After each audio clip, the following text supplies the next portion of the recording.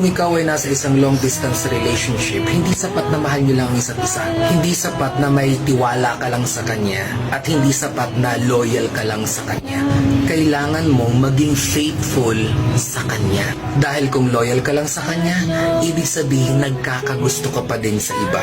Nakikipag-flirt ka ng konti sa iba at may konti kang secret na tinatago sa kanya. Pero at the end of the day, alam mo sa sarili mo na ang puso mo ay para lang sa partner mo kahit na ilan pa ang makilala mo. Yun ang loyalty. Pero kapag faithful ka, hindi mo entertain yung idea na makipag-flirt sa iba.